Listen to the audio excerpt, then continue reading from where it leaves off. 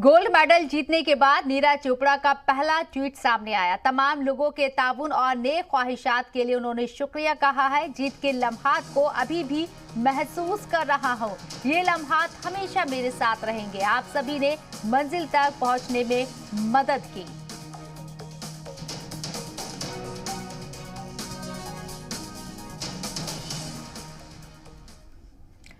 कल की शाम खास थी। एक सफर जिसकी शुरुआत तो कई दशकों पहले हो गई थी, लेकिन उसे मंजिल अब आकर मिली है।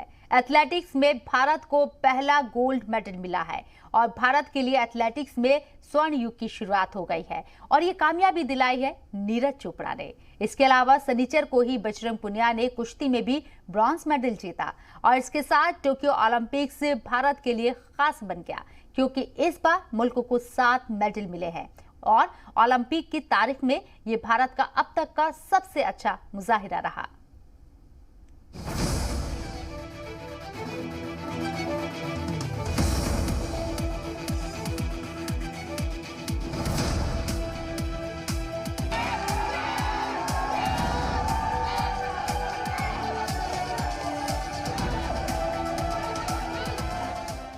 हमें नाज है कि हमारा बेटा एथलेटिक्स में गोल्ड मेडल लेके देश का सुखा पूरा कर पाया। थी नहीं उम्मीद कोई गोल्ड लिया होगा। वाह क्या बात है। ये जीत खास है, ये लम्हा यादगार है, ये भाला दमदार है, क्योंकि इसके साथ ही ओलंपिक में बदल गई है तारीख।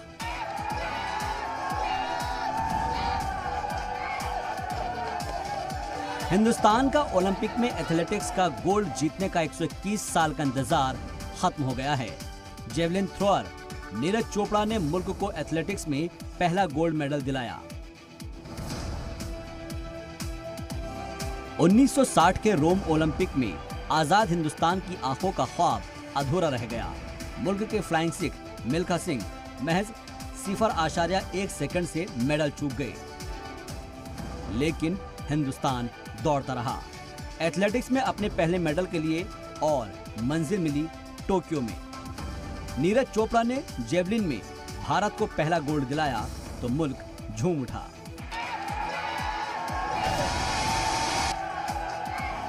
फ्लाइंग सिख का अधूरा ख्वाब भी पूरा हुआ और हिंदुस्तान के लिए एथलेटिक्स में गोल्डन युग की शुरुआत हुई और इसलिए गोल्डन बॉय नीरज चोपड़ा ने अपना ये मेडल फ्लाइंग सिख मिल्खा सिंह को समर्पित किया, जिन्होंने मुल्क को पहली बार यह एहसास दिलाया था कि ओलंपिक में भारत के एथलीट किसी से कम नहीं।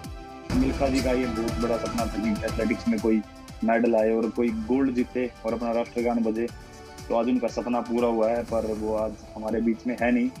पर इस बात का थोड़ा दुख है, लेकिन वो जैसे भी है, जहाँ भी है, जहाँ से देख रहे हैं तो बहुत खुश होंगे। हिंदुस्तान ने 1900 में हुए दूसरे ओलंपिक गेम्स में पहली बार हिस्सा लिया था। तब से लेकर आज तक कोई हिंदुस्तानी एथलेटिक्स के किसी इवेंट में मेडल नहीं जीत पाया था। 1900 ओलंपिक में ब्रिटिश इंडिया की जानिब से खेलते हुए स्प्रिंटर नॉर्मन प्रिटचार्ड ने 2 सिल्वर मेडल जीते थे, लेकिन प्रिटचार्ड ब्रिटिश शहरी थे। लेकिन अब नीरज चोपड़ा के भाले ने टोक्यो में हिंदुस्तान का परचम लहरा दिया है। नीरज ने पहली बार में ही ओलंपिक में गोल्ड जीता। नीरज एथलेटिक्स में गोल्ड जीतने वाले पहले हिंदुस्तानी, सिंगल गेम्स में गोल्ड जीतने वाले दूसरे हिंदुस्तानी। 12वीं वर्ल्ड रैंकिंग के नीरज ने 12 खिलाड़ियों को पछाड़ा। दूसरे नंबर के खिलाड़ी से करीब 1 मीटर आगे रहे। मुकाबले से पहले जर्मनी के चैंपियन खिलाड़ी वेटर ने कहा था कि नीरज उन्हें छू भी नहीं पाएंगे, लेकिन वेटर खुद ही मुकाबले से बाहर हो गए। ऐसे थोड़ा अजीब फीलिंग भी आई थी, क्योंकि एक इतना अच्छा एथलीट है, इतना बड़ा थ्रोअर है और वो बेस्ट 8 से बाहर निकल गया, तो मुझे बहुत अजीब भी लगा। लेकिन वही है कि फिर मैंने अपने खुद की थ्रो पे भी ध्यान दिया कि यार अभी क्या कर सकते हैं, स्पोर्ट्स है, अप डाउन चलता रहता है। तो उनके लिए थोड़ा बुरा तो लगा, लेकिन फिर अपने थ्रो का भी मैंने कोशिश किया कि और अच्छा करूं। नीरज चोपड़ा आज हिंदुस्तान के लिए कामयाबी का दूसरा नाम है। इससे पहले वो 2017 एशियन चैंपियनशिप में गोल्ड जीत चुके हैं। 2018 कॉमनवेल्थ गेम्स में गोल्ड जीत चुके हैं। 2018 में एशियन गेम्स में भी गोल्ड जीत चुके हैं और इस बार भी शायद उन्हें अपनी कामयाबी पर पूरा भरोसा था, जिसका जिक्र वजीर आजम ने भी किया। अनेक मुसीबतें आई, बीच में आपको चोट भी आई थी, लेकिन उसके बावजूद भी आपने बहुत बड़ा कमाल करके दिया और ये मेहनत के कारण होता है। जी बहुत ही ज्यादा सर, बहुत मुश्किल टाइम रहा था, बीच में इंजरी आई थी और ऐसा लग रहा था कि पता नहीं कैसा कम है। लेकिन जिस दिन आप जा रहे थे और मेरी आपसे जो बात हुई, मैंने देखा कि आपके चेहरे में एकदम कॉन्फिडेंस था, आपकी बातों में कॉन्फिडेंस था, और दूसरा मैंने देखा आपको प्रेशर नहीं था, बिल्कुल हंसते खेलते थे आप।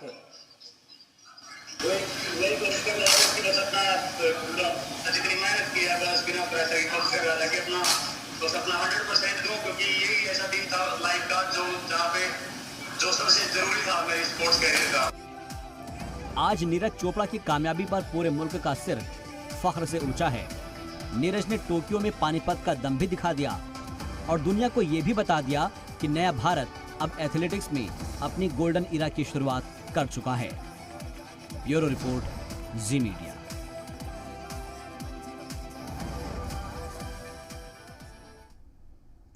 और नीरज चोपड़ा ने गोल्ड जीतकर कमाल कर दिया है, लेकिन ये मंजिल यूं ही नहीं मिली है। इसके लिए उन्होंने बहुत मेहनत की है, बहुत जतन किए हैं, तब जाकर ये मकाम हासिल हुआ। तो आइए नीरज और उनके परिवार की जुबानी आपको सुनाते हैं कि कैसे नीरज चोपड़ा गोल्डन बॉय बने।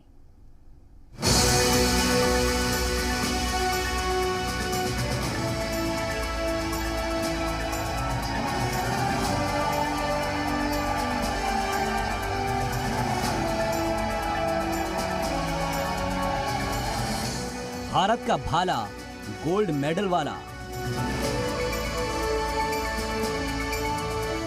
हरियाणा का लाल कर दिया कमाल। भारत माता की, भारत माता की, भारत माता की, भारत माता की, भारत माता की। ओलंपिक में भाले से गाड़ा लठ।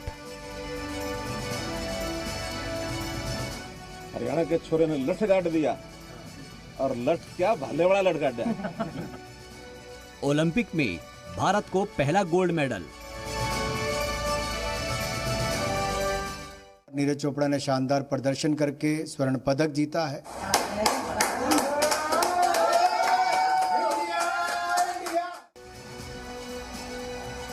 इन तस्वीरों को देखकर पूरा मुल्क खुशी से झूम रहा है, पूरा मुल्क खुशी से नाच रहा है, जश्न मना रहा है, और मनाए भी क्यों ना।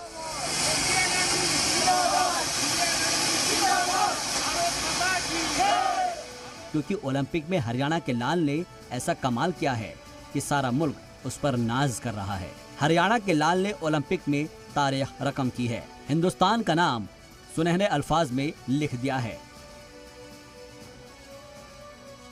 टोक्यो ओलंपिक में जेवलिन थ्रो में नीरज चोपड़ा ने गोल्ड पर निशाना लगाया और 121 साल के सोखे को खत्म कर दिया। नीरज चोपड़ा 87.58 मीटर का थ्रो करके तारीख रच चुके हैं और बन गए सूबेदार नीरज चोपड़ा से गोल्ड मेडलिस्ट सूबेदार नीरज चोपड़ा। लेकिन ओलंपिक में मेडल जीतने वाले नीरज चोपड़ा यूं ही गोल्डन बॉय नहीं बन गए। इसके लिए उन्हें करनी पड़ी सख्त मेहनत। नीरज चोपड़ा को गोल्ड मेडलिस्ट नीरज चोपड़ा बनने के लिए सबसे पहले उन्हें खुद से लड़ना पड़ा, या यूं कहे कि नीरज का पहला एग्जाम खुद से था, और वो था उनका बढ़ा वजन। नीरज जब 15 साल के थे तो उन्हें मीठा खूब पसंद था और वो खूब मीठा खाते थे, जिसकी वजह से उनका वजन 80 किलो हो गया। लेकिन नीरज ने बढ़े वजन को कम करने की जब ठानी तो ऐसी ठानी कि आज वो नौजवानों के लिए फिटनेस का एक आइकन बन गए हैं। जी, नीरज को बचपन से मीठा बहुत पसंद था और मीठा पसंद होने के कारण ही उनका ओवरवेट हो गया था। जैसे मतलब वो स्कूल से आते थे। ओवरवेट कितना? उनका 15 साल की उम्र में लगभग 80 किलो के आसपास वजन था। अच्छा। जी, तो फिर उसी वेट को मेंटेन करने के लिए वो शिवाजी स्टेडियम जाने लगे और वहाँ पर उनके कोच के साथ मिलकर उन्होंने पहले अपना वेट मेंटेन किया और फिर अपने कुछ सीनियर्स को देखकर उन्हें ये लगा कि वो जेवलिन मतलब ट्राई करना चाहते हैं। और जब उन्होंने जेवलिन ट्राई किया तो उनका ट्राई ही मतलब बहुत बेस्ट था। तब उन्होंने ये डिसीजन ले लिया कि मुझे जैवलिन करना है। अपनी फिटनेस के लिए, स्पोर्ट्स करने के लिए, मतलब ऐसे फिटनेस थोड़ी सुधारने के लिए, क्योंकि मोटा था, तो ऐसे स्टेडियम में गया तो वहाँ पे कुछ दोस्त थे, तो मैंने उनको थ्रो करते हुए देखा, तो बाकी सभी स्पोर्ट्स वहाँ पे थे, लेकिन मुझे जेवलिन थ्रो ही बहुत पसंद आया। नीरज की फिटनेस नीरज के साथ साथ उनकी वालिदा के लिए भी अहम मौजू था। दुनिया की हर माँ चाहती है कि वो अपने बेटे को तरह तरह का लजीज पकवान खिलाए, लेकिन बेटे के ख्वाब की खातिर माँ ने भी वही किया जो उनका बेटा चाहता था। हरियाणा में लोग दूध और दही काफी ज्यादा खाते हैं, घी भी, इससे भी बचते थे वो। घर का तो खुल खाता थी, बाहर करदा जो करदा, घर पर तो खूब खा लेता, घी दूध दही और चूरमेन मन करया करदा, चूरमा करवा। अच्छा, अपने पूरे रूटीन को लेकर, अपनी डाइट को लेकर वो बहुत डिसिप्लिन में रहते थे।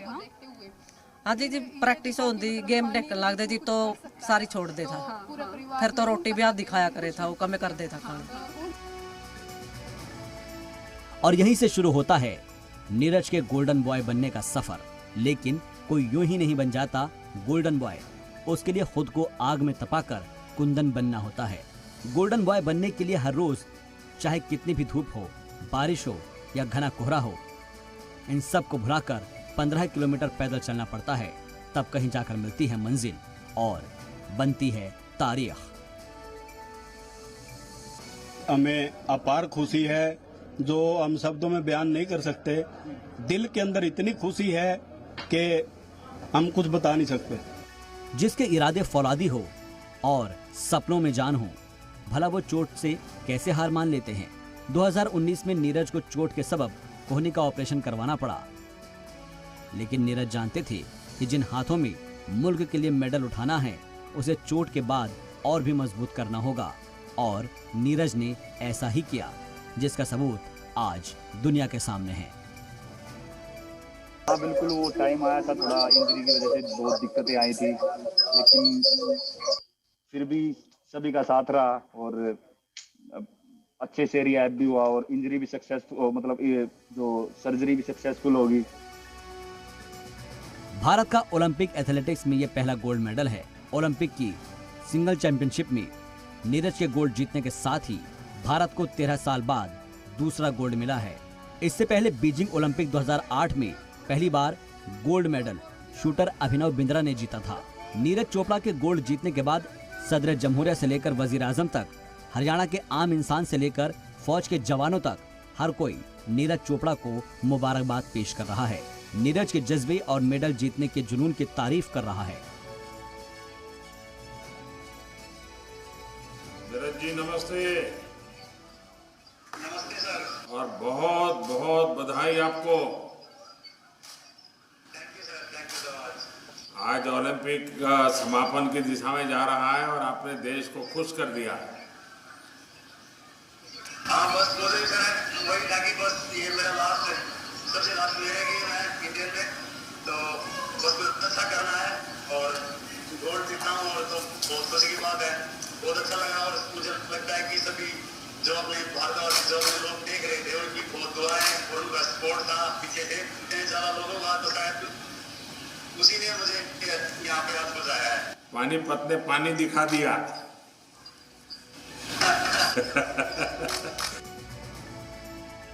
आज नीरज मुल्क के लिए गोल्डन बॉय है। वो हीरो है जिन्होंने 121 साल से एथलेटिक्स में सोने का इंतजार कर रहे मुल्क की आंखों में उम्मीदों का एक नया संसार सजाया है और मुल्क को यह एहसास भी दिला दिया है कि एथलेटिक्स में हिंदुस्तान की गोल्डन इरा की शुरुआत हो चुकी है। ब्यूरो रिपोर्ट, जी मीडिया। चारों तरफ नीरज चोपड़ा की तारीफ हो रही है और लोग नीरज को इस तरीके से प्यार दे रहे हैं कि अगर नीरज एक बार उनके पास आ जाए तो पूरा वो दुलार उनके ऊपर लुटा दें, क्योंकि उन्होंने तारीख रकम की है। भाई 121 साल बाद उन्होंने एथलेटिक्स में मेडल हासिल किया है और वो भी गोल्ड मेडल, तो क्यों ना उन पर प्यार लुटाया जाए। बहरहाल इस चर्चा में जो लोग मेरे साथ शामिल हो रहे हैं उनका तारुफ मैं आपसे करवाना चाहूंगी। सुनीता गोदारा हैं, एशियन गोल्ड मेडलिस्ट हैं 1992। विवेक सिंह है, पॉलिटिकल एनालिस्ट हैं। एजाज कमर साहब है, स्पोर्ट्स एक्सपर्ट हैं। आप तीनों का खैर मकदम है जी सलाम पर।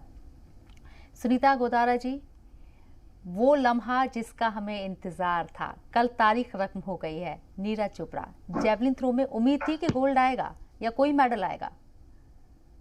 देखिए, इसका शुरू से ही जब पूछते थे कि कौन कौन मेडल प्रोस्पेक्ट होंगे तो उसमें नीरज चोपड़ा का नाम आता था, लेकिन गोल्ड आएगा ऐसा तो किसी ने बोला ही नहीं था।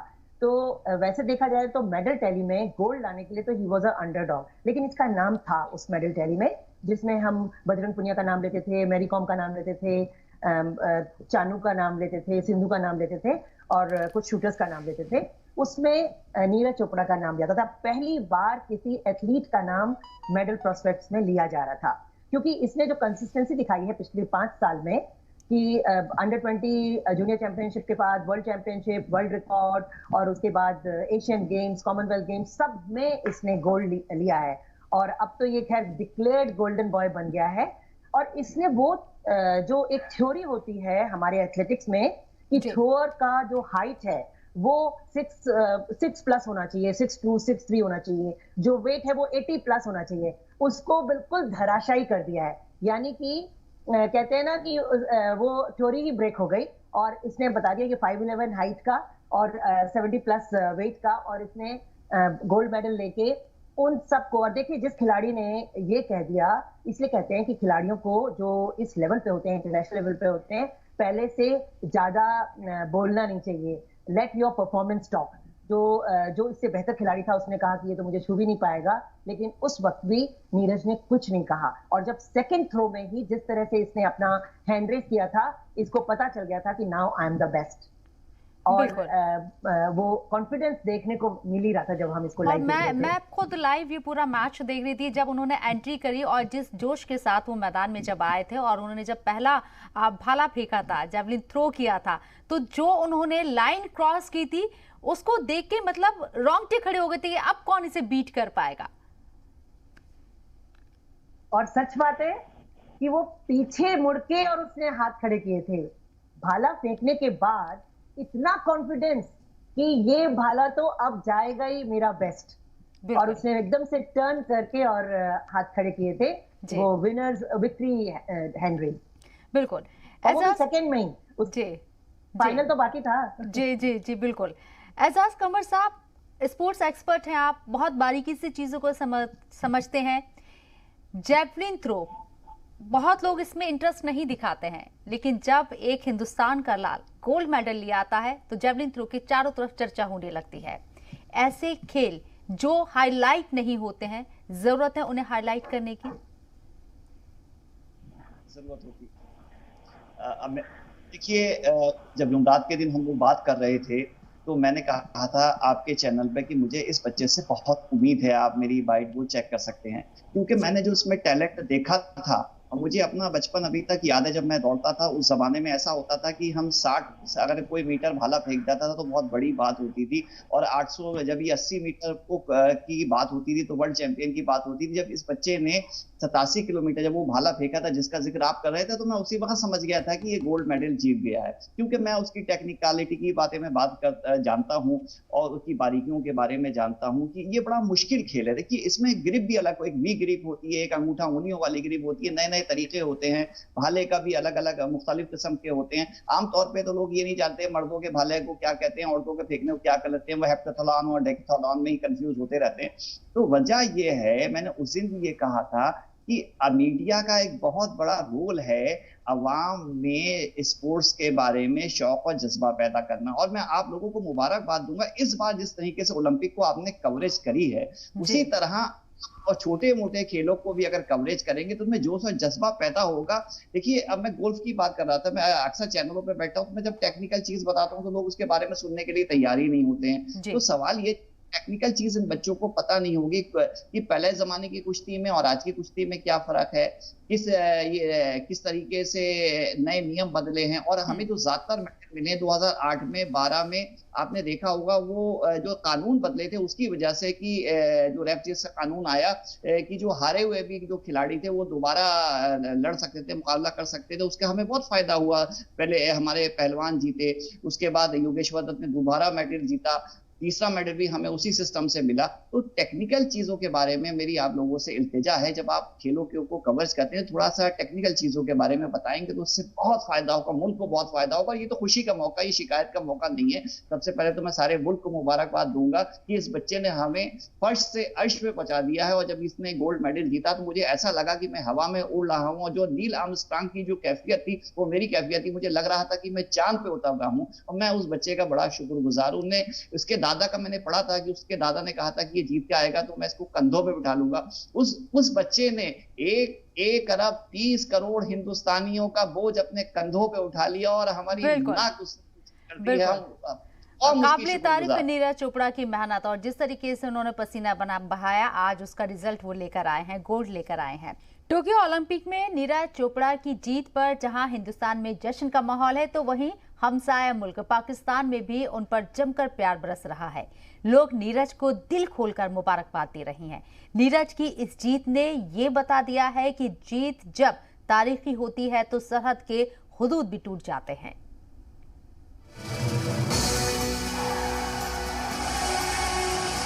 हिंदुस्तान के लाल का कमाल, पाकिस्तान में मचा धमाल। दिल्ली से लेकर लाहौर तक जीत का जश्न। नीरज चोपड़ा की कामयाबी का जश्न मनाने वाले पाकिस्तान में भी है। टोक्यो ओलंपिक में जब नीरज चोपड़ा ने तारीख रकम की, तब उनके साथ था पाकिस्तान से आया उनका एक खास फैन। वो खास फैन जो नीरज के साथ तारीख बनने तक था साथ। वो फैन जो नीरज के मैच के पहले दिन से साथ था। वो फैन जो नीरज चोपड़ा को मानता है अपना आदर्श। नीरज चोपड़ा के इस पाकिस्तानी फैन का नाम है अरशद नदीम। अरशद नदीम भी जैवलिन थ्रो के खिलाड़ी हैं जो पाकिस्तान की तरफ से खेलते हैं, और इस बार वो भी टोक्यो ओलंपिक का हिस्सा थे। फाइनल में वो भी पाकिस्तान को मेडल दिलाने की कोशिश कर रहे थे, लेकिन कामयाब नहीं हो सके। फाइनल में हिंदुस्तान की जीत के बाद नदीम ने नीरज चोपड़ा को मुबारकबाद दी और उन्हें अपना आदर्श बताया, लेकिन कुछ देर बाद उन्होंने उस ट्वीट को हटा दिया। नीरज और अरशद एक दूसरे को काफी वक्त से जानते हैं और 2018 एशियाई खेलों में दोनों ने साथ में मेडल जीता था। नीरज ने गोल्ड तो अरशद ने ब्रॉन्ज मेडल अपने नाम किए थे। पाकिस्तान में भी कई लोग नीरज चोपड़ा की जीत पर जमकर प्यार बरसा रहे हैं। ओलंपिक में गोल्ड जीतने के बाद जहां हिंदुस्तान में जश्न का माहौल है, तो वहीं पाकिस्तान से भी उन्हें मुबारकबाद के पैगाम आ रहे हैं। पाकिस्तान के सहाफी शिराज हसन ने नीरज चोपड़ा को लेकर लिखा है, नीरज चोपड़ा शानदार एथलीट है, गोल्ड के लिए मुबारकबाद। यकीनन वो इसके हकदार थे, बहुत शानदार। अब हम जान गए हैं कि अरशद नदीम आपको अपना हीरो क्यों कहते हैं। तो वहीं दूसरे सहाफी रऊफ कलासरा ने ट्वीट कर लिखा, टीवी कमेंट्रेटर कह रहे हैं कि अरशद नदीम के लिए उनके प्रतिद्वंदी भारत के नीरज चोपड़ा हीरो हैं। अरशद ने क्या खेल भावना और अपनी मजबूती दिखाई है। मैं उम्मीद करता हूं कि भारत और पाकिस्तान की क़यादत भी इस भावना को दिखाएगी। तो वहीं दूसरी जानिब लोग अरशद नदीम की इस हार पर पाकिस्तान के इंतजामिया पर खींच उतार रहे हैं और तरह तरह के मीम्स पोस्ट कर रहे हैं। ब्यूरो रिपोर्ट, जी मीडिया।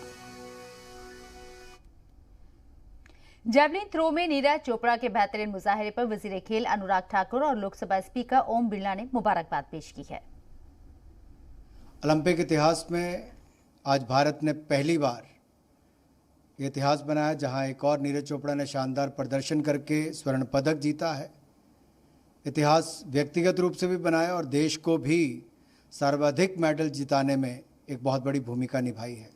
मैं अपनी ओर से उनको बहुत बहुत बधाई देता हूं, शुभकामनाएं देता हूं। 135 करोड़ भारतीयों का दिल भी जीता है, स्वर्ण पदक भी जीता है और आने वाले खिलाड़ियों के लिए एक प्रेरणा के स्रोत भी बने हैं। आज बहुत प्रसन्नता और हर्ष का विषय है कि भारत ने पहला गोल्ड जेवलिन थ्रो में नीरज चोपड़ा ने जीता है। पूरे देश के अंदर खुशी उल्लास है। निश्चित रूप से चोपड़ा के कारण जो हमने गोल्ड जीता है, उससे देश के नौजवानों को नई प्रेरणा मिलेगी।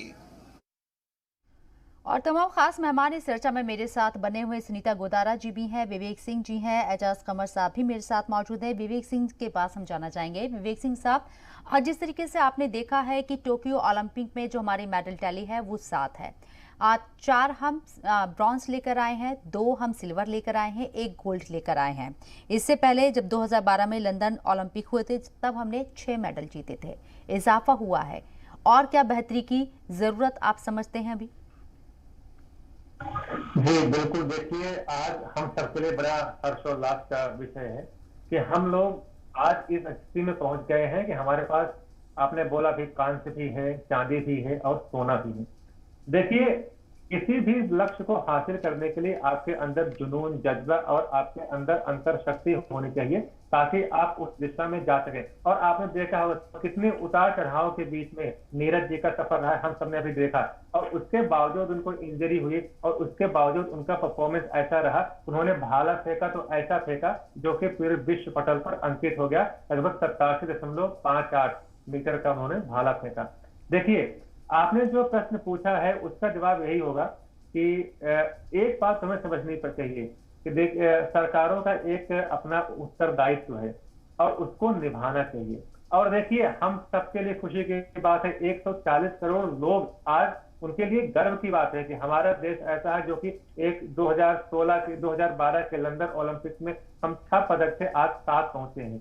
और देखिए, और ये हम 2024 में जो पेरिस ओलंपिक आने वाला, उसमें जाहिर सी बात है जिस तरीके से देखिए माहौल बना है, मैं देख रहा हूं जिस तरीके से लोग, हर कोई अपना स्टेटस लगा रहा है कि देखिए ओलंपिक में हमने क्या किया है। तो जिस तरीके से छोटे से लेकर बड़े से लेकर, आप देखिए गांव से लेकर शहरों तक जिस तरीके से माहौल बना है, और इसमें अगर सरकार का सहयोग और बढ़ गया और इन खिलाड़ियों को, इनके कोच को, इनके ट्रेनिंग के और अच्छी व्यवस्था की गई, तो 2024 पेरिस ओलंपिक में हम निश्चित तौर पर और बेहतर हम प्रदर्शन करेंगे। देखिए, एक बात तो हमें समझना चाहिए, एक मुझे एक कविता याद आ रही है जो कि बहुत पहले लिखी गई है, शायद आज के दिन के लिए लिखी गई थी। दोनों ओर लिखा हो भारत, सिक्का वही उछाला जाए, तो ही है राणा का वंशज, फेंक जहां तक भाला जाए। तो आज हमने देखी, इसके पहले लोगों को पता ही नहीं था। अभी जो हमारे एक्सपर्ट थे बिल्कुल सही बोल रहे थे, इसके पहले लोग, कितने लोग जानते थे कि ये भी एक विधा है, ये भी एक खेल है।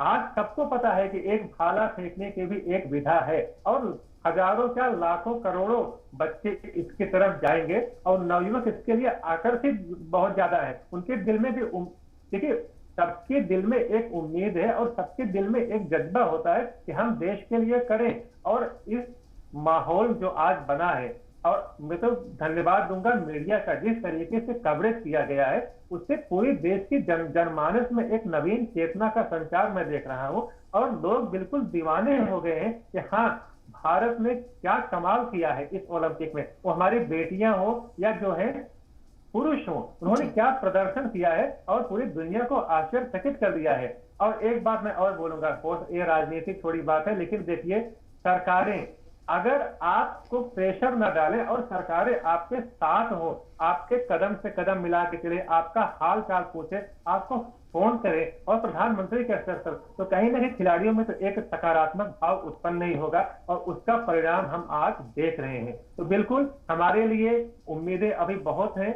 एक खिलाड़ी जो आज परफॉर्मेंस किए हैं, ये आगने वाले समय में और अच्छा परफॉर्मेंस करेंगे, और 2024 ओलंपिक के लिए निश्चित तौर पर हम लोग एक और अच्छे रिजल्ट की हम उम्मीद, बिल्कुल ये उम्मीद बनी हुई है। हम और अच्छा बेहतरीन मुजाहिरा करेंगे खेलों में, जैसे हम आगे बढ़ रहे हैं और मजबूती के साथ आगे बढ़ेंगे। सुनीता गोदारा जी, आपने नीरज चोपड़ा के वालिद की आपने बाइट सुनी होगी, खुशी से वो लबरेज है, लेकिन एक शिकायत भी उन्होंने अपनी बाइट में कर दी थी कि नीरज चोपड़ा बहुत मेहनत करता था और उसकी मेहनत रंग लाई, लेकिन उनको एक अफसोस था कि स्टेडियम के लिए उसे 15 से 16 किलोमीटर दूर जाना पड़ता था।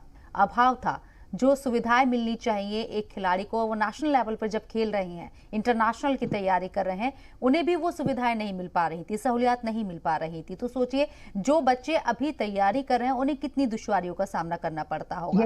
तो ये ग्राउंड लेवल पर काम होना चाहिए। नीरज चोपड़ा को बहुत इनामों से एजाज नवाजा जा रहा है, ठीक है, लेकिन स्पोर्ट्स की हालत को और बेहतर हम टेक्निकली कैसे करें, जमीनी सतह पर उस पर काम होना चाहिए।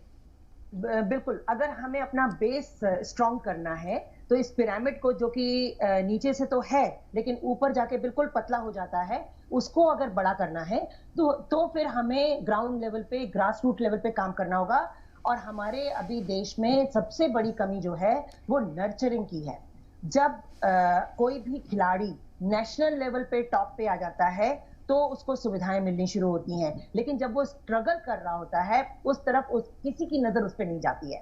तो अगर जो भी सरकारें हैं वो एक एक स्पोर्ट्स को अडॉप्ट कर लें और ग्रास रूट लेवल से उस स्पोर्ट्स को नर्चर करना शुरू कर दें, उन खिलाड़ियों को जो टैलेंट सर्च प्रोग्राम के थ्रू जो पता आते हैं सामने, उनको बचपन से ही नर्चर करना शुरू कर दें, तो फिर हमारा बेस जो है वो ज्यादा स्ट्रांग हो जाएगा। और जब बेस स्ट्रांग होगा तब, क्योंकि हमारे जो 5 से 7 करोड़, जो मैं हमेशा कहती हूँ कि टाइगर जीन्स हैं, चैंपियंस ब्रीड है, लेकिन उनमें से सिर्फ शायद 1 करोड़ हैं जो कुछ सुविधाएं प्राप्त कर पाते हैं और जो इंफ्रास्ट्रक्चर, क्योंकि बहुत जगह तो नहीं फैला हुआ है, हमारे स्टेडियम, हमारे कोचेस, हमारा ट्रेनिंग सिस्टम, ये सब जगह नहीं है। गांव-गांव में जहां पर अच्छे टैलेंटेड खिलाड़ी हैं, उनको तो कुछ नहीं मिल पाता है। हाँ, वो जब आ जाते हैं नेशनल लेवल पे, अपना कुछ दमखम दिखा देते हैं, तब जाकर उन पर ध्यान दिया जाता है। लेकिन उनकी जो शुरुआत होती है वो हर एक खिलाड़ी की, अभी जितने ओलंपिक मेडलिस्ट हैं उन हर एक खिलाड़ी का जो बचपन है वो स्ट्रगल में बीता है। ये कहानी बदलनी चाहिए और ये कहानी तभी बदलेगी जब ग्रास रूट लेवल पे नर्चरिंग अच्छी तरीके से होगी। जहां जहां पर रोल मॉडल हो गए हैं, जिस स्टेट में हो गए, जिस डिस्ट्रिक्ट में हो गए हैं, वहां पर क्यों नहीं उसी जगह इंफ्रास्ट्रक्चर पैदा कर दिया जाए। अगर जो जैसे अभी पानीपत है, पानीपत में अभी तक जब हमारे पास बॉक्सर्स आए तो बॉक्सिंग रिंग बन गया। अब नीरज चोपड़ा आ गया तो वहां पर हर 5 किलोमीटर पे टाइटन ट्रैक बन जाने चाहिए, हर 5 किलोमीटर पे वो सुविधाएं होनी चाहिए, जिम्स होने चाहिए, वेट ट्रेनिंग हॉल होने चाहिए, जिससे कि जो नए नए खिलाड़ी हैं जो बहुत शहरों में नहीं जाके रह सकते और ट्रेनिंग कर सकते, वो अपने ही क्षेत्र में रहकर ट्रेनिंग करें। वहां पर अच्छे कोचेस प्रोवाइड किए जाने चाहिए। जब एक बार इंटरनेशनल हो जाता है खिलाड़ी तो उसको तो फॉरेन कोचेस मिल जाते हैं, लेकिन उनका क्या, जिनके यहाँ पर ट्रैक ही नहीं है या जिनके यहाँ पर वो बॉक्सिंग रिंग नहीं है या फिर वो इक्विपमेंट नहीं है जिसमें कि उनको प्रैक्टिस करके वो एटलीस्ट नेशनल तक तो पहुंचे। टैलेंट है लेकिन नेशनल तक भी नहीं पहुंच पाते हैं, पहले ही खत्म हो जाते हैं, और वो होता है सुविधाओं का अभाव। बिल्कुल, तो वो सरकारों का काम है पूरा करना। एजाज कमर साहब, जैसे कि सुनीता गोदारा जी ने भी कहा है कि आपको ग्राउंड लेवल पर काम करने की जरूरत है। जो छोटे छोटे गांव से खिलाड़ी आते हैं उनको वहीं से आप ट्रेनिंग देना शुरू करें तो वो और ज्यादा, उनका जो टैलेंट है वो उभर सकता है, निखर सकता है। और जो बहुत से बच्चे ऐसे होते हैं कि ना उम्मीद हो जाते हैं, जब उन्हें सहूलियात नहीं मिलती है, उनका करियर स्पॉइल हो जाता है बीच में ही, हिम्मत नहीं जुटा पाते हैं। ऐसे बहुत सारे स्टूडेंट हैं, बच्चे हैं। एजाज साहब, वजीर आजम नरेंद्र मोदी ने एक पहल की थी कि हर मेंबर ऑफ पार्लियामेंट जो है एक गांव को गोद लेगा और उसका कायाकल्प बदलेगा, उसकी तरक्की होगी, इससे उस गांव की बेहतरी होगी। क्या इस इनिशिएटिव को ऐसे नहीं लिया जा सकता है कि हर एक मेंबर ऑफ पार्लियामेंट, 500 से ज्यादा हमारे मेंबर ऑफ पार्लियामेंट है, अगर वो एक एक स्पोर्ट्स को अडॉप्ट करें, अपने हलके में उसको लेकर काम करें, तो कितनी बेहतरी होगी, सोचिए। देखिए, पॉलिटिशियन से तो ज़्यादा उम्मीद करना मुश्किल है क्योंकि उनके पास बहुत जिम्मेदारियां होती हैं, तो खाली खेलों को इतना वक्त कहाँ से दे पाएंगे। मेरा पहली चीज़ जो थी वो इंफ्रास्ट्रक्चर की बात थी। मैं आपको बताऊं कि हम लोग कितने मजबूर हो जाते हैं। आपने शाइनी विल्सन का एशियाड में देखा होगा, गोल्ड मेडल जीतने के बाद वो डिस्क्वालीफाई हो गई थी। असल में उन्होंने लेन बदल ली थी क्योंकि हम जो खिलाड़ी रेसर जो होते हैं उल्टे हाथ को दौड़ते हैं। आज मैं इस बुढ़ापे में भी आगे अगर मेरे उल्टे हाथ को कोई आ जाता तो मुझे ऐसा लगता है कि मेरे पैर में चेन डाल दी। मैं हमेशा मैं पैदल चलूंगा या ग्रुप में चलूंगा तो हमेशा उल्टे हाथ को, एक्सट्रीम लेफ्ट को चलूंगा। तो मैं आपको ये बता रहा हूँ कि हमें कितनी टेक्निकल प्रॉब्लम होती हैं। ये कब दूर हो सकती हैं? जब इंफ्रास्ट्रक्चर प्रोवाइड किया जाए और कारपोरेट सेक्टर इसमें आगे आए। गवर्नमेंट से ज्यादा उम्मीद करना, क्योंकि गवर्नमेंट की एक बजट लिमिटेड है, पॉलिटिशियन के पास वक्त की कमी होती है। देखिए, भिवानी में बॉक्सिंग में कैसे आगे आया कि वहां पे प्राइवेट लोग आ गए। इसीलिए हरियाणा में कुश्ती में कितने, पंजाब में क्यों खिलाड़ी आते हैं? क्योंकि वहां पे प्राइवेट प्लेयर्स काफी आगे आते हैं, जो स्पॉन्सर्स आगे आते हैं। इसी तरीके से अगर पंजाबी लोग, हरियाणा के लोग ताकतवर होते तो फिर फुटबॉल बंगाल के बजाय पंजाब में, तो यहाँ ताकत से का मतलब नहीं होता। यहाँ पे ये रुझान होता है कि लोकल कारपोरेट सेक्टर जो है वो किस तरफ अपना ध्यान दे रहा है। देखिए, नॉर्थ ईस्ट से बॉक्सर आ रहे हैं और नॉर्थ ईस्ट में कितनी कम फैसिलिटीज है, लेकिन लेकिन वहां पे कुछ प्राइवेट स्पॉन्सर आए, उन्होंने बॉक्सिंग को कहा, इसी तरीके से एक टीवी चैनल है उन्होंने हॉकी को किसी जमाने अपनाया, फिर छोड़ के क्रिकेट को अपना लिया। तो पॉलिटिशियन के बजाय मैंने उस दिन भी 4 खामियां बताई थी किस तरह से हमें सुधार करना चाहिए। तो हमारी जिम्मेदारी ये है कि जो स्थानीय जो लोकल बिजनेसमैन है उनको आगे आना चाहिए। मैं एक एग्जांपल दूंगा, हमारे यहाँ रामपुर में एस्ट्रोटर्फ मौजूद है जी। लेकिन हमारी उसमें खिलाड़ी एक भी नहीं मिलेगा आपको, सिर्फ बाहर के बच्चे सेलेक्ट करके वहां लाके खड़े कर दिए, तो वहां पे एस्ट्रोटर्फ बनाने का क्या फायदा हुआ। और हमारा शहर एक गढ़ रहा है हॉकी का, यहाँ खिलाड़ियों की कमी नहीं है। आप लोकल टैलेंट को तो उभारना ही नहीं चाहते, जो बच्चे पहले से सेलेक्टेड है उनको लाके वहां रख दिया, तो अगली पीढ़ी आप कैसे तैयार करेंगे। तो आपकी बात सही थी कि हमें गांव के स्तर से सुधारना होगा, हमें पंचायत स्तर से खेलों को आगे बढ़ना होगा, लेकिन पॉलिटिशियन से उम्मीद नहीं करनी होगी, इसमें बहुत खर्चा होता है। हमें सुविधाएं आगे बढ़ाने के लिए कारपोरेट सेक्टर से रिक्वेस्ट करना पड़ेगी, और जैसे सुनीता गुधारा जी जो हैं, ऐसे समाज सेवी जो हैं, इन लोगों को आगे आना पड़ेगा, क्योंकि जो खिलाड़ी कामयाब हो जाते हैं वो अपनी मर्जी से अपनी नौकरी करते हैं या सियासत में चले जाते हैं। उनको सियासत में नहीं आना चाहिए। उनकी जिम्मेदारी है कि जिस खेल ने उन्हें इस मुकाम तक पहुंचाया उस खेल को वापस करें, वो मुकाम जो उन्होंने दिया उसके लिए कुर्बानी वापस करें वो, और वो उन्हें गांव में जाके काम करना चाहिए। हम डॉक्टरों की तो बात करते हैं कि साहब आप जब तक गांव में काम नहीं करोगे आपको तरक्की नहीं मिलेगी और आपको अच्छे नंबर नहीं मिलेंगे, तो इन खिलाड़ियों से क्यों नहीं आपको कहा जाता कि गांव में जाके काम करें। बिल्कुल नुमाइंदगी करनी चाहिए, और जो बच्चे स्ट्रगल कर रहे हैं उनके लिए तो आवाज कम से कम बुलंद करनी चाहिए। जी विवेक साहब, बहुत छोटा सा आंसर चाहूंगी, मुझे ब्रेक पर जाना है, बहुत छोटा सा आंसर, उसके बाद में आऊंगी।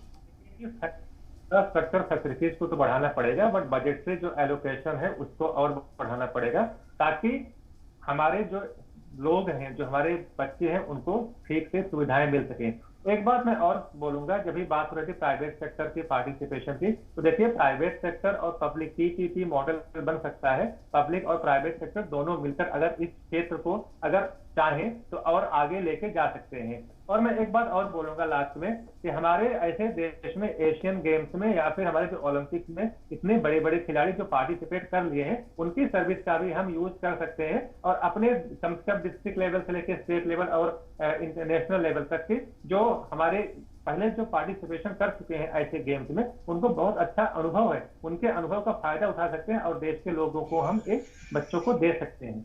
चलिए, तो बिल्कुल यहाँ खेलों को लेकर लोगों को तवज्जो देनी होगी, और हमारे खिलाड़ियों को अगर गोल्ड मेडल के लिए तैयार करना है तो उनकी ट्रेनिंग ना सिर्फ नेशनल जीतने के बाद होनी चाहिए, बल्कि ग्राउंड जीरो से ही उनकी ट्रेनिंग पर तवज्जो देनी होगी। जो छोटे खिलाड़ी, नन्हे खिलाड़ी पसीना बहा रहे हैं, उन पर तवज्जो देनी होगी, ताकि एक छोटे पौधे को आगे एक बड़े पेड़ के तौर पर, मजबूत पेड़ के तौर पर पेश किया जा सकता है। तमाम खास मेहमान मेरे साथ मौजूद है। सुनीता गुधारा जी, आपने देखा, मैंने जैसे कि कहा कि आपको शुरू से ही उसको ट्रेनिंग देने की जरूरत है, और आला सतही की ट्रेनिंग देने की जरूरत है एक खिलाड़ी को। अगर आप गोल्ड मेडल लाना चाहते हैं हिंदुस्तान के लिए, या कोई मेडल आप लाना चाहते हैं, आप चाहते हैं कि कोई खिलाड़ी मेडल लेकर आए, तो उसकी शुरू से ट्रेनिंग होनी चाहिए, ना सिर्फ नेशनल जीतने के बाद जब वो सुर्खियों में आ जाए तब उसको तवज्जो दी जाए।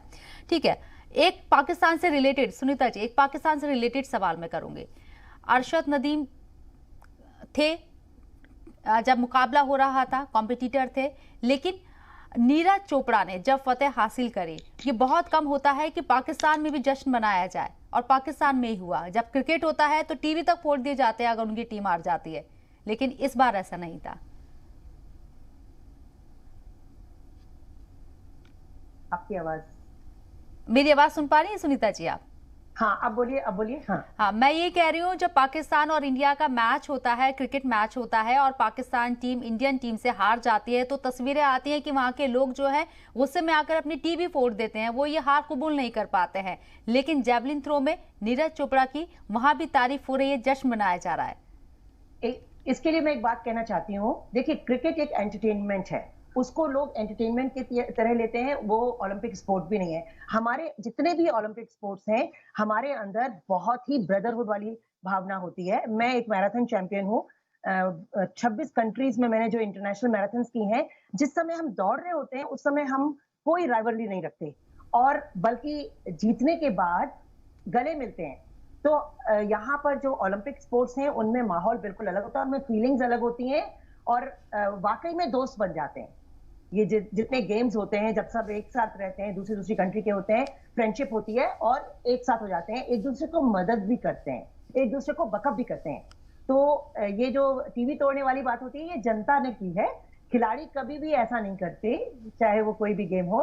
तो जितना कुछ पाकिस्तानी खिलाड़ी ने किया, नेचुरली जब वो उसने देखा कि हमारा नीरज जब ओलंपिक गोल्ड मेडल ले रहा है, तो जिस स्टाइल से और जिस कॉन्फिडेंस के साथ उसने गोल्ड मेडल जीता है, तो ऑब्वियसली उसके साथ जितने और खिलाड़ी हैं, मेडलिस्ट हो या नॉन मेडलिस्ट हो, वो उसको प्यार करेंगे ही करेंगे।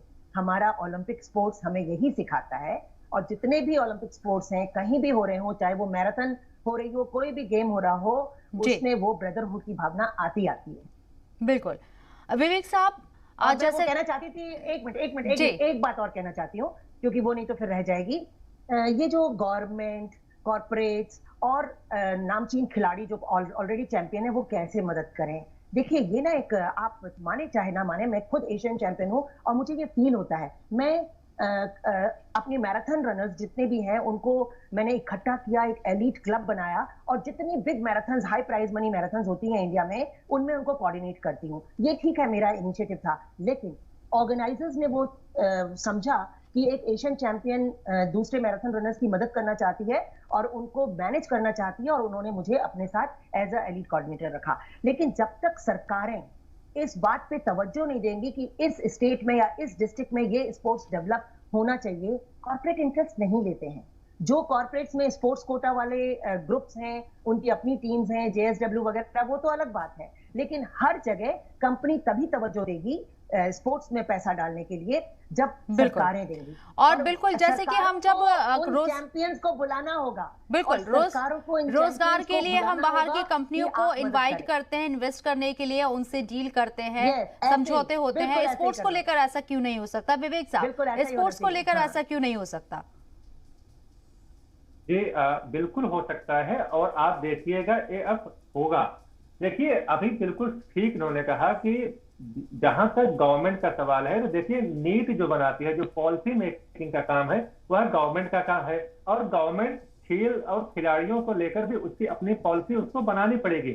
और जो अभी तक फिलहाल हमको दिखी नहीं है, आप देखेंगे, अभी तो मैं बोल रहा हूँ कि सेंट्रल गवर्नमेंट की, जो आपने बोला ना, मेंबर ऑफ पार्लियामेंट है, जो मिनिस्टर है, उनको तो ध्यान देना ही पड़ेगा। इसके साथ साथ देखिए, हर स्टेट की अपनी अलग अलग खूबी है, हर स्टेट के लोगों का अपना अलग कल्चर है। तो वहां के जो लोकल गेम्स हैं, जो कि हमें ओलंपिक तक लेके जा सकते हैं, हर स्टेट को अपना 1 या 2 ऐसे गेम्स चुनने पड़ेंगे, और उस प्रदेश के मुख्यमंत्री को उस पर फोकस करना पड़ेगा। देश की सरकार को भी ऐसी पॉलिसीज बनानी पड़ेंगी ताकि इससे खेल खिलाड़ियों का उत्साहवर्धन हो और उनको वो सब सुविधाएं मिल जो उनकी जिनके वो हकदार हैं।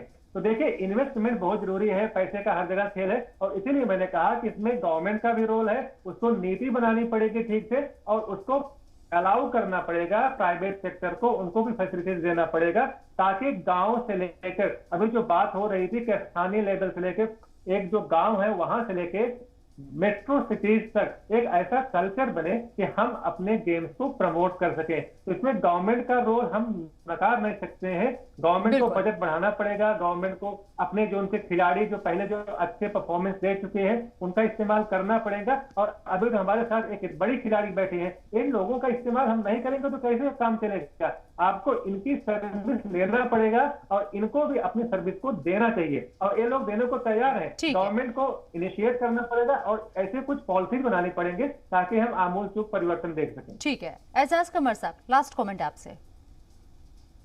देखिए, हम पॉलिटिशियन के ऊपर इतनी जिम्मेदारी अगर हम उनके कंधे पे डाल देंगे तो उसको भी नहीं निभा पाएंगे और कंधा बैठ जाए, मतलब भट्टा बैठ जाएगा खेलों का। बेहतर ये है कि एडमिनिस्ट्रेशन के ऊपर जिम्मेदारी डाली जाए, जो डीएम जो जिला अधिकारी होता है उसको टारगेट दिया जाए। टारगेट तो हम हमेशा देते रहते हैं, लेकिन उसकी परफॉर्मेंस इवैल्यूएशन नहीं हो जाती है कि भाई आपके शहर में कितने बच्चे आए, ये ऑडिट रिपोर्ट पब्लिक के सामने हो, उसको ये पता चले कि मेरी जवाबदेही पब्लिक के लिए भी है। तो जब वो अफसर जो होगा उसको मजबूर होना पड़ेगा कि लोकल टैलेंट को निकाले। मैंने मुद्दा उठाया कि रामपुर मैच तो टर्फ बना दी, लेकिन रामपुर में हॉकी का स्टैंडर्ड तो आगे नहीं बढ़ा। जब तक आप लोकल लोगों को इन्वॉल्व नहीं करोगे, जब तक आप विलेज लेवल से लोग खिलाड़ियों को नहीं उठाओगे, तो आप कहां से आपको बहुत से खिलाड़ी मिल पाएंगे। यही वजह है कि इतनी बड़ी आबादी के बावजूद भी हम खिलाड़ियों को पैदा करने में नाकामयाब रहे।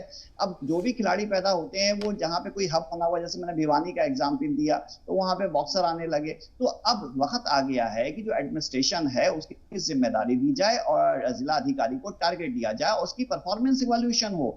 कारपोरेट सेक्टर जब तक पैसा नहीं खर्च करेगा तो खेल आगे नहीं बढ़ पाएंगे, क्योंकि सरकार का बजट बहुत कम होता है, सरकार के ऊपर बहुत जिम्मेदारी होती है। हम अमेरिका जैसे डेवलप कंट्री में नहीं रहते हैं कि हमारे पास अंधाधुंध पैसा खर्च कर देंगे। तो हमें ये समझना चाहिए कि सरकार हर काम नहीं करती, प्राइवेट लोगों, अब हम छोटे छोटे काम करते हैं, थोड़ा सा कोई त्योहार होता है तो लाखों रुपए की सजा। बहरहाल तमाम चीजों पर हमने बात करी कि कैसे खेलों को आगे बढ़ाया जाए और जो हमारी मेडल टैली है उसको बढ़ाने के लिए क्या ग्रास रूट पर हमें काम करने चाहिए। आप तमाम माहिरीन ने इस पर नजरसानी करी। आप तीनों का बहुत बहुत शुक्रिया इस चर्चा में शामिल होने के लिए, अपना कीमती वक्त देने के लिए।